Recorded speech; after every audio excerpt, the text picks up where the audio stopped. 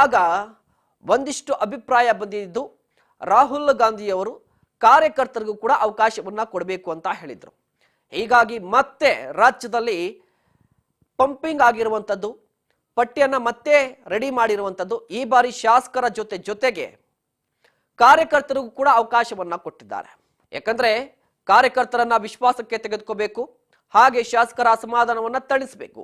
ಈ ಲೆಕ್ಕಾಚಾರದಲ್ಲಿ ಈ ಬಾರಿ ನಿಗಮ ಮಂಡಳಿ ಆಯ್ಕೆ ಆಗಿರುವಂಥದ್ದು, ಪಟ್ಟಿ ಕೂಡ ಫೈನಲ್ ಆಗಿರುವಂಥದ್ದು.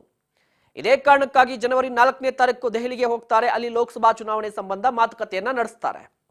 ಇದರ ಜೊತೆಗೆ ನಿಗಮ ಮಂಡಳಿ ಆಯ್ಕೆಗೆ ಸಂಬಂಧಪಟ್ಟಂತೆ ಕೂಡ ಪಟ್ಟಿಯನ್ನ ರಿಲೀಸ್ ಮಾಡುವ ಸಾಧ್ಯತೆ ಇದೆ.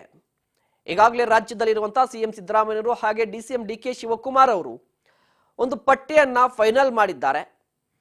ಆದ್ರೆ ಈ ಪಟ್ಟಿಯಲ್ಲಿ ಯಾರಿಗೆ ಅವಕಾಶ ಕೊಡಬೇಕು ಅನ್ನೋದು, ಯಾರ ಹೆಸರಿದೆ ಅನ್ನೋದು ಕೂಡ ಇನ್ನು ಗೊತ್ತಾಗಬೇಕಿದೆ. ಇದರ ಜೊತೆಗೆ ಸಚಿವರಿಂದ ಅಭಿಪ್ರಾಯ ಸಂಗ್ರಹದ ರಿಪೋರ್ಟ್ ಕೂಡ ಇರುವಂತದ್ದು. ಯಾಕಂದ್ರೆ ಸಚಿವರು ಕೂಡ ಒಂದು ಅಭಿಪ್ರಾಯವನ್ನ ಸಂಗ್ರಹ ಮಾಡಬೇಕಿತ್ತು. ಸಚಿವರಿಂದ ಅವರವರಿಗೆ ಕೊಟ್ಟಂತಹ ಒಂದು ವರದಿ ಇತ್ತು. ಇಲ್ಲಿ ಮುಖ್ಯವಾಗಿ ಸಚಿವರಿಗೆ ಒಂದು ಟಾಸ್ಕ್ ಅನ್ನ ಕೊಡಲಾಗಿತ್ತು. ಅದೇನಂದ್ರೆ ಜಿಲ್ಲಾ ಉಸ್ತುವಾರಿ ಸಚಿವರಿದ್ದಾರಲ್ಲ, ಅವರಿಗೆ ಆಯಾ ಕ್ಷೇತ್ರದಲ್ಲಿ ಯಾರು ಟಿಕೆಟ್ ಆಕಾಂಕ್ಷಿಗಳಾಗಿದ್ದಾರೆ, ಲೋಕಸಭಾ ಚುನಾವಣೆಯ ಕಾಂಗ್ರೆಸ್ ಟಿಕೆಟ್ನ ಆಕಾಂಕ್ಷಿಗಳು ಯಾರಿದ್ದಾರೆ ಅವರ ಡೇಟಾವನ್ನ ಕಲೆಕ್ಟ್ ಮಾಡಬೇಕಿತ್ತು. ಜೊತೆಗೆ ಕ್ಷೇತ್ರದಲ್ಲಿ ವಾತಾವರಣ ಹೇಗಿದೆ ಅನ್ನೋದ್ರ ಬಗ್ಗೆ ಒಂದು ವರದಿಯನ್ನ ಕೊಡುವಂತೆ ಸಚಿವರಿಗೆ ಒಂದು ಟಾಸ್ಕ್ ಕೊಡಲಾಗಿತ್ತು.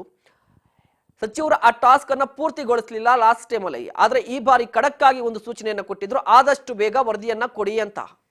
ಇದೀಗ ಸಚಿವರು ಕೂಡ ಒಂದು ವರದಿಯನ್ನ ಕೊಟ್ಟಿದ್ದಾರೆ. ಆ ವರದಿಯನ್ನ ದೆಹಲಿಯ ಹೈಕಮಾಂಡ್ಗೆ ತಲುಪಿಸಲಿಕ್ಕೆ ಡಿಸಿಎಂ ಡಿ ಕೆ ಶಿವಕುಮಾರ್ ಅವರು ಹಾಗೆ ಸಿಎಂ ಸಿದ್ದರಾಮಯ್ಯನವರು ಹೋಗ್ತಾರೆ. ಅದರಲ್ಲೂ ಕೂಡ ಅಭ್ಯರ್ಥಿ ಆಯ್ಕೆ ಸಂಬಂಧ ಅಭಿಪ್ರಾಯ ಸಂಗ್ರಹ ಆಗಿರುವಂತದ್ದು ಟಿಕೆಟ್ ಯಾರಿಗೆ ಕೊಡಬೇಕು ಅಂತ. ಇದ್ರ ಜೊತೆಗೆ 28 ಲೋಕಸಭಾ ಕ್ಷೇತ್ರಗಳು ರಾಜ್ಯದಲ್ಲಿರುವಂಥದ್ದು. ಅಲ್ಲಿ 28 ಲೋಕಸಭಾ ಕ್ಷೇತ್ರಗಳಲ್ಲಿ ಪ್ರತಿಯೊಂದು ರಾಜ್ಯದಲ್ಲಿ ಪ್ರತಿಯೊಂದು ಜಿಲ್ಲೆಯಲ್ಲಿ ಯಾವ ರೀತಿಯ ಸ್ಥಿತಿಗತಿ ಇದೆ, ವಾತಾವರಣ ಹೇಗಿದೆ, ಪಕ್ಷ ಸಂಘಟನೆ ಗಟ್ಟಿಯಾಗಿದೆಯಾ, ಈಗಾಗಲೇ ಒಂದಿಷ್ಟು ಮಂದಿ ಟಿಕೆಟ್ ಆಕಾಂಕ್ಷಿಗಳಿದ್ದಾರೆ ಪ್ರತಿ ಲೋಕಸಭಾ ಕ್ಷೇತ್ರದಲ್ಲಿ, ಅವರ ಪರವಾಗಿ ಜನರ ಒಲವಿದೆಯಾ, ಅವರು ಜನರ ಸಂಪರ್ಕದಲ್ಲಿದ್ದಾರಾ, ಒಂದು ವೇಳೆ ಏನಾದರೂ ಅವರಿಗೆ ಟಿಕೆಟ್ ಅನ್ನ ಕೊಟ್ರೆ ಲೋಕಸಭಾ ಚುನಾವಣೆಯಲ್ಲಿ ಗೆಲುವು ಸಾಧಿಸ್ತಾರಾ, ಹೀಗೆ ಒಂದಿಷ್ಟು ವರದಿಯನ್ನ ರಾಜ್ಯದ ಸಚಿವರು ಕೂಡ ಒಂದು ತಯಾರು ಮಾಡಿದ್ದಾರೆ. ಇದನ್ನ ಹೈಕಮಾಂಡ್ಗೆ ತಲುಪಿಸಬೇಕಾಗಿದೆ. ಇದರ ಜೊತೆಗೆ ನಿಗಮ ಮಂಡಳಿ ನೇಮಕದ ಬಗ್ಗೆ ಕೂಡ ಮಾತುಕತೆಯನ್ನ ನಡೆಸ್ತಾರೆ.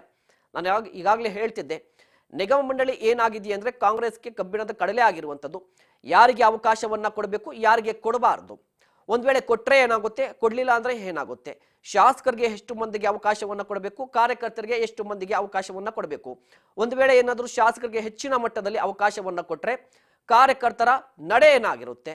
ಇದಲ್ಲದೆ ಈ ಬಾರಿ ಏನಾದರೂ ಒಂದಿಷ್ಟು ಮಂದಿ ಆಕಾಂಕ್ಷಿಗಳಾಗಿರುವಂಥದ್ದು ನಿಗಮ ಮಂಡಳಿಗೆ ಸಂಬಂಧಪಟ್ಟಂತೆ ಅವ್ರಿಗೂ ಕೂಡ ಅಧ್ಯಕ್ಷಗಿರಿ ಕೊಡಬೇಕು ಅಂತ ಒಂದಿಷ್ಟು ಮಂದಿ ಆಕಾಂಕ್ಷಿಗಳಾಗಿದ್ದಾರೆ. ಅವ್ರಿಗೇನಾದ್ರೂ ಈ ಬಾರಿ ನಿಗಮ ಮಂಡಳಿ ಅಧ್ಯಕ್ಷಗಿರಿ ಕೈ ತಪ್ಪಿದ್ರೆ ಅವರ ಮುಂದಿನ ನಡೆ ಏನಾಗುತ್ತೆ, ಹೀಗೆ ಒಂದಿಷ್ಟು ಪ್ರಶ್ನೆಗಳಾಗಿರುವಂಥದ್ದು ರಾಜ್ಯ ಕಾಂಗ್ರೆಸ್ನಲ್ಲಿ.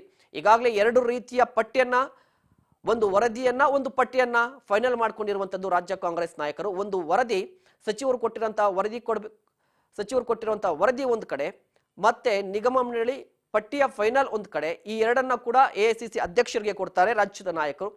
ಅವರು ಪರಿಶೀಲನೆಯನ್ನ ನಡೆಸಿ ಕೊನೆಗೆ ಒಂದು ತೀರ್ಮಾನಕ್ಕೆ ಬರ್ತಾರೆ. ಪಟ್ಟಿ ಓಕೆ ಆದ್ರೆ ಅಧಿಕೃತವಾಗಿ ಘೋಷಣೆ ಸಾಧ್ಯತೆ ಇರುವಂಥದ್ದು. ಈ ಹಿಂದೆನೆ ಅಧಿಕೃತವಾಗಿ ಪಟ್ಟಿ ಫೈನಲ್ ಆಗುತ್ತೆ ಅಂತ ಹೇಳಲಾಗ್ತಿತ್ತು, ಆದ್ರೆ ಪಟ್ಟಿ ಫೈನಲ್ ಆಗಿಲ್ಲ. ಇದರ ನಡುವೆ ಮತ್ತೊಮ್ಮೆ ದೆಹಲಿ ಪ್ರವಾಸವನ್ನ ಕೈಗೊಳ್ತಾರೆ. ಕಾದು ನೋಡ್ಬೇಕಾಗುತ್ತೆ ಯಾರಿಗೆ ಅವಕಾಶ ಸಿಗುತ್ತೆ ಅಂತ.